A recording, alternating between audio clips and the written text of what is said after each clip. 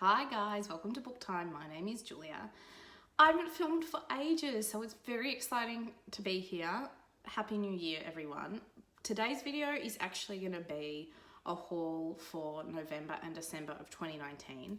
I filmed the November section last year and just never got around to uploading it, so I'm just going to film my December bit now and tack it on at the end of the November one, make it into one video so that 2019 can be wrapped up and done.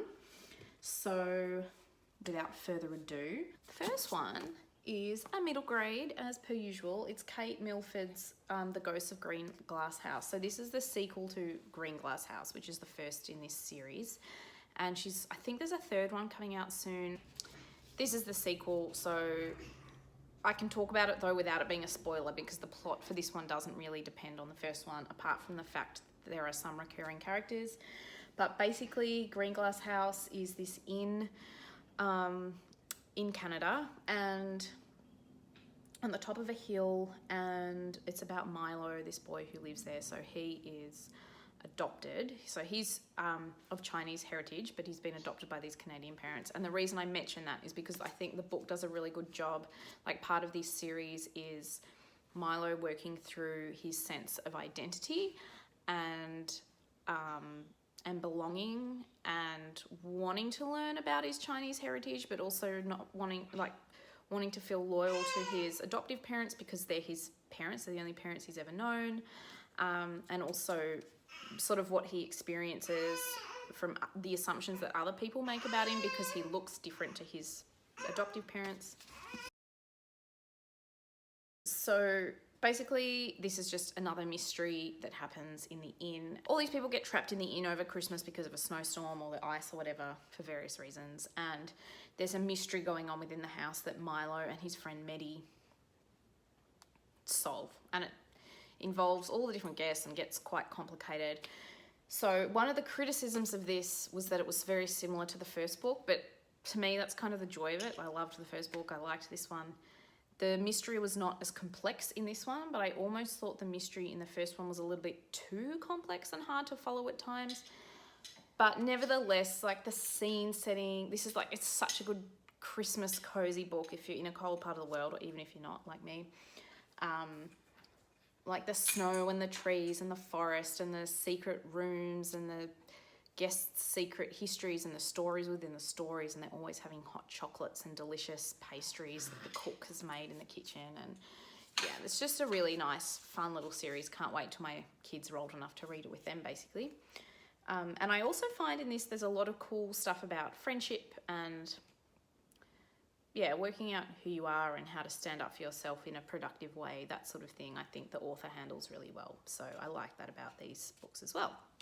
The next one I read, I'm not going to talk about too much because I did a whole video about it. It was 3 Women by Lisa Taddeo, and I read this for Nonfiction November.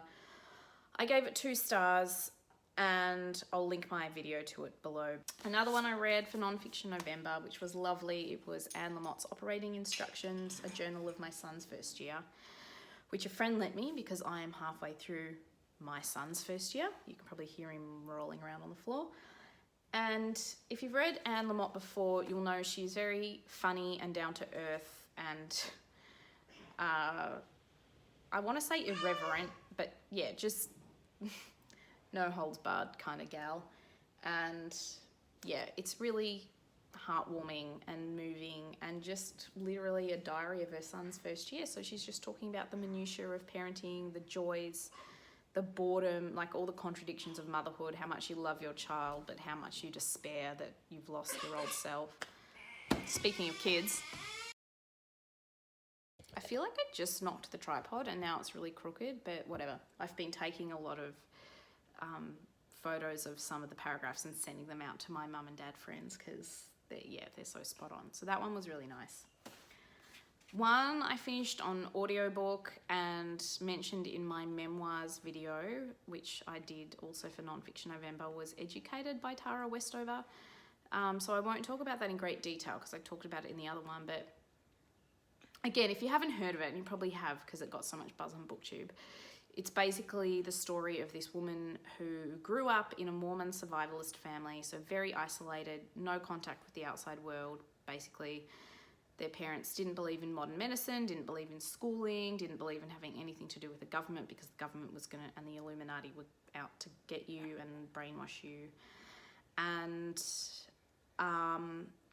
that in itself is not kind of the subject of the story, I would say. Like, that makes the scene setting really interesting and different probably for most readers, but the story is really of the neglect and abuse that occurred in that family, and the gaslighting that occurred for her, for the author Tara, and how she got herself out of a really terrible situation, basically. And alongside that, how she managed to get herself a world-class education and ended up doing a PhD at Cambridge, I think, despite having no high school education. So it's a really incredible story, but it is also heartbreaking and absolutely enraging to read about the choices and decisions her parents made that were harmful to their children, basically. So I listened to that one on audiobook, and the narrator was a little bit monotone, or just, she kind of sounds like Siri, almost computerized. But once I got into the rhythm of the story, it didn't bother me as much. Another one I finished recently was The Book of Joan by Lydia Yuknovich. That was an intense ride. So it's a dystopian, I would say it's a feminist dystopian set in the near future after some sort of global catastrophe, cataclysm type thing. And it's supposed to sort of be reflective of climate change, some sort of climate disaster where the earth has been burnt to rubble, basically. The few remaining upper class sort of rich humans live in spaceships in the sky, and everyone else is dead or just living as sort of a feral on Earth, if they can survive.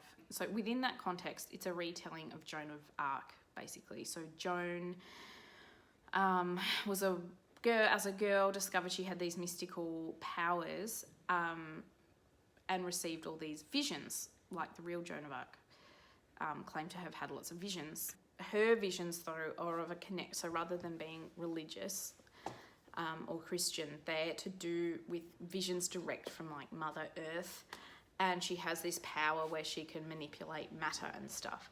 Sounds really cool. Basically, she becomes a beacon of hope for the people left on Earth trying to survive. Basically, the rich people trying to destroy Joan, and then this other woman doing a really bad job of explaining this. It's really hard to explain. I guess the key thing about the rich people's world up in the sky is that when the sort of solar cataclysm occurred, human bodies mutated and they could no longer reproduce, and gender, like reproductive sexuality was basically erased, as well as sex drive. And so there's this panic that the human race is going to end because they can no longer reproduce. But there's also this weird anxiety I found the book sort of had about the loss of gender binaries, because some of the characters tried to remake their genitals and failed, but the book kind of dealt with it as if that were very grotesque and horrible, and I felt uneasy about that because it was like an icky treatment of intersex bodies. It was not sensitive, it was not respectful, it was almost fearful, and so I didn't like that element. I feel like this book is definitely more philosophical than narrative driven. So if you're into philosophy about materiality, about matter, about humans being matter, all that stuff was really interesting. So all the philosophical ideas, but there's a lot of weird violence and a lot of kind of gratuitous sexual stuff. Like, I'm not prudish, but this stuff, I don't really understand why it needed to be there to the extent that it was for the story.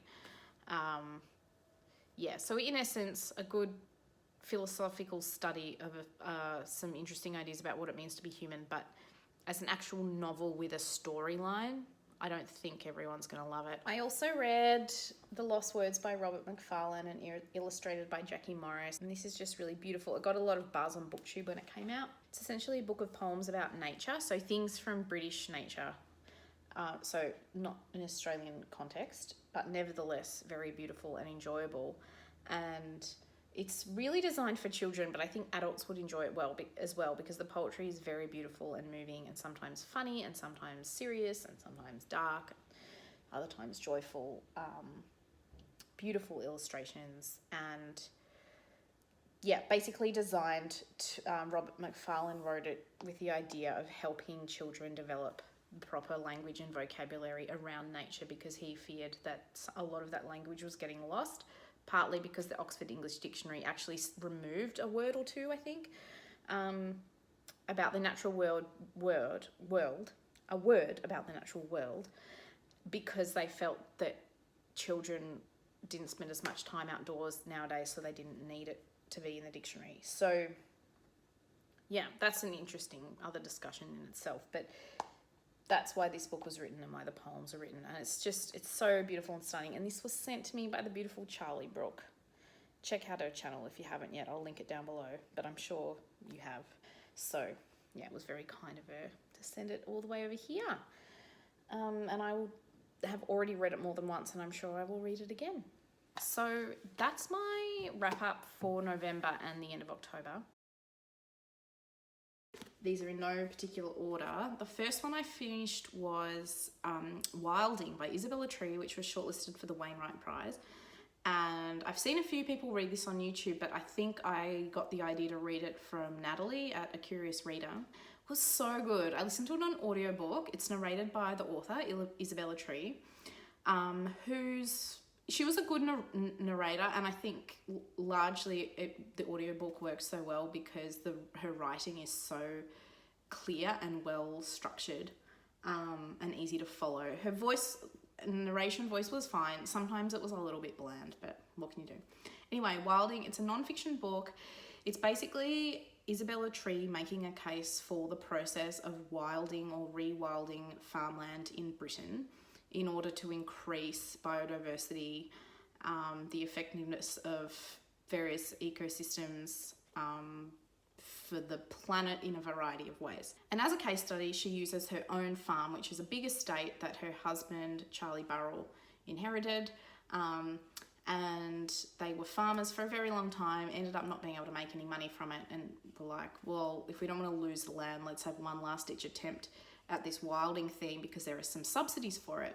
The idea of wilding is letting the land revert to its natural state with minimum human intervention. Obviously there is human intervention, and that's partly because they want to give it a good starting point, I suppose. So they have to wait a few years and do a few different processes to get the soil back to a good level for growing the wildflowers in their meadows and things like that. But then once they've got all the animals in that are supposed to be matched as native to that area as possible, they kind of just live and let live. So on their land, the Burrell land, they've tried to replicate not just closed canopy forest, but having lots of wildflower meadows, emerging scrub, so like hawthorn and brambles and things like that, and letting it grow free. They also have a number of herds of animals. They get ponies in, they get some type of cattle, they get pigs. They really want to get boar, but they're not allowed to, and I think eventually they really want to get beavers. Anyway, it's really cool. I learned so much about how complex ecosystems are, and how it's not just a case of putting one type of plant in to help things. You just need to do everything at once. I don't know how to describe it. Read the book. It was so good. If you find sections of it dry, just skip those sections and keep reading once you're interested again. I loved it. It was a 5-star read. It was so interesting to me. So I'm going to try and speed this up a bit because I'm tacking this on to the end of the other one. I got through 3 middle grade books this month. One was Iris and the Tiger by Leanne Hall. She's an Australian writer. This was super cute little book about Iris, who gets sent off to Spain by her parents to her great aunt's estate, with the aim of ingratiating herself to her aunt, so her aunt will leave her the estate and all her fortune in her will. But when Iris gets there, it's like this magical estate, and it's sort of really about surrealist art.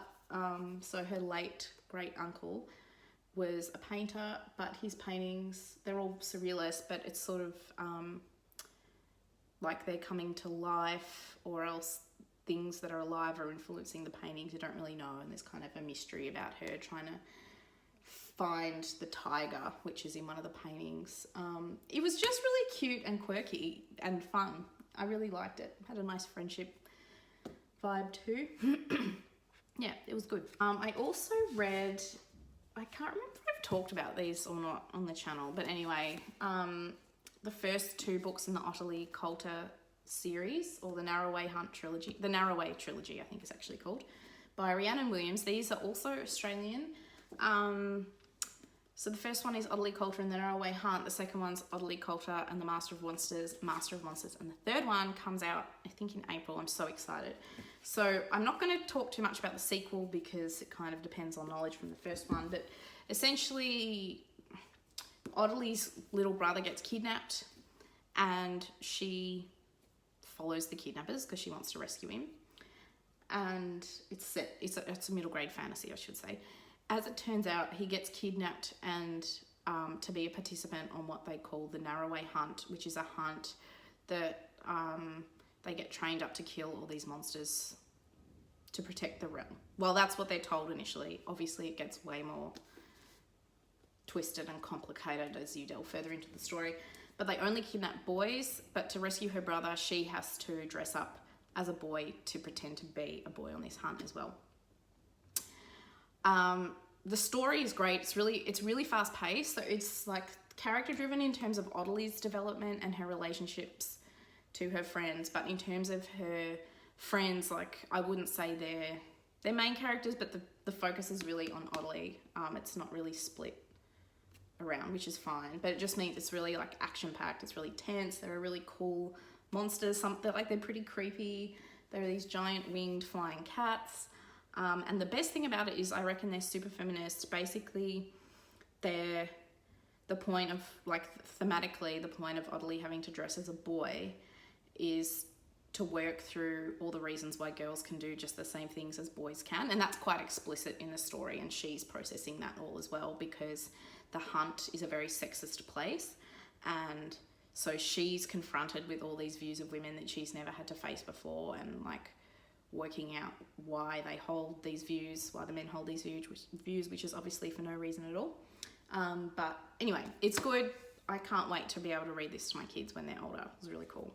The second one was really good too, but I won't go into it. And the last one was Jamaica Inn by Daphne du Maurier. Now, I actually only gave this 3 stars, but I still really enjoyed it. It was super dark, a lot darker than I expected. I would definitely say content warning for domestic abuse, attempted rape, violence, like pretty bad violence, like ableist violence. There's a scene in which a young disabled man is abused, and it's really upsetting. The book, I don't think, condones that, but it was upsetting to read. And there is one character who's an albino, I'm not sure the pronunciation, but the text is quite ableist in the way it treats that character, which is a result because it was published in the 1930s, but still it might be upsetting to read. It was upsetting to read because in today's day and age we don't think like that or talk like that. Well, we shouldn't, even though some people do. The story itself, yeah, Mary Ellen. I think a lot, like so many people on YouTube have read this. Mary Ellen goes to stay with her aunt and uncle. Her uncle's a smuggler. At Jamaica Inn, she basically tries to find out what's going on. The best thing about this, it's set on the Cornish moors, and the mood is so cool. It's so atmospheric and moody, and her just like descriptions of the moor are so good. I feel like they're etched into my mind, and I really, really want to visit there now. Next time I'm in the UK, which who knows when that will be. So yeah, I mean, look, I really enjoyed it. Got pretty fast paced towards the end. Before that, it was kind of slow, but that's kind of why I gave it 3 stars. 'Cause I'm like, not much happens, and it's a bit problematic with the ableism. However, I enjoyed reading it. Like, I wanted to find out what happened. Yeah, it was good. It was good. I liked it. They're the books I read for 2019. Chat soon. Bye.